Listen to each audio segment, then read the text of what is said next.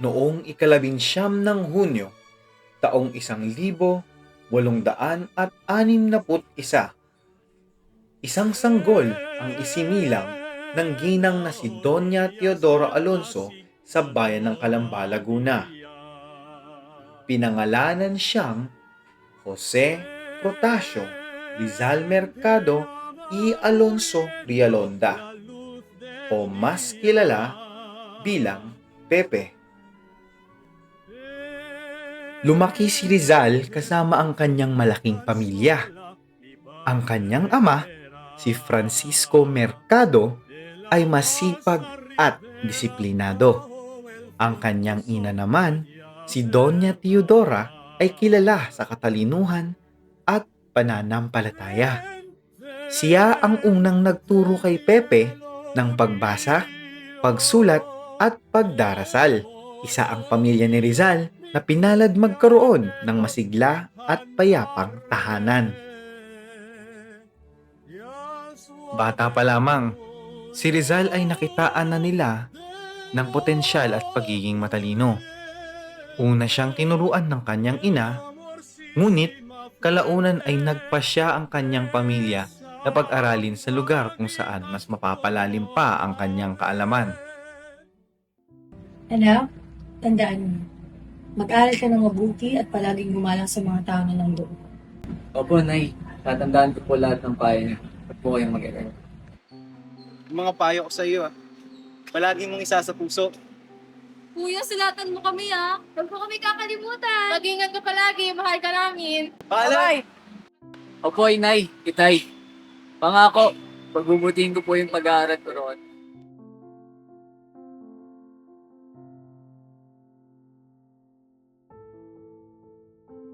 Sa murang edad na 9 na taon, natutunan ni Rizal ang halaga ng sakripisyo. Bagamat mahirap ang pamamaalam, siya'y naglakbay na patungo sa bayan ng Binyan upang matuto.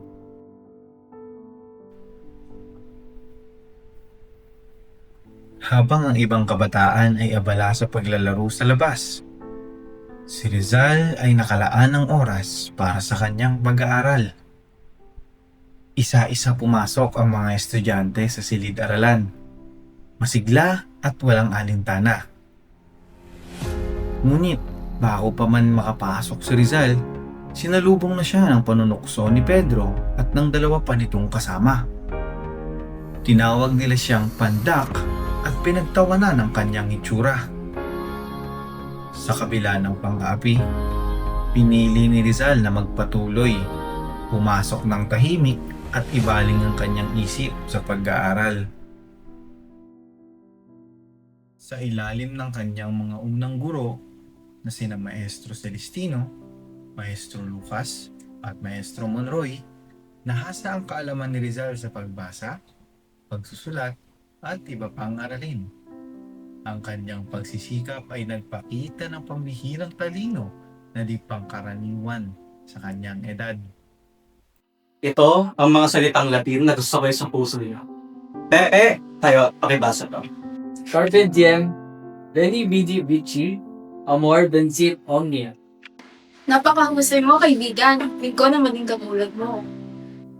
Turuan mo kami minsan, Sa paglabas ng klase, muling hinarap ni Pepe ang isa sa mga unang pagsubok ng kanyang kabataan. Hoy, Pepe! Alam mo, galing-galing mo kanina.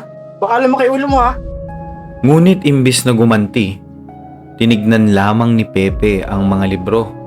Sa mga sandaling iyon, unti-unting nahubog ang batang magiging huwaran ng kababaang loob at determinasyon.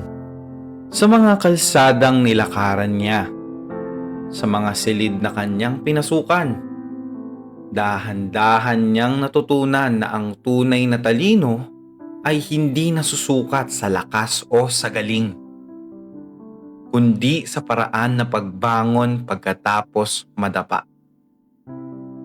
Gaya ng isinulat niya kalaunan, ang kabataan ay parang isang malinis na papel.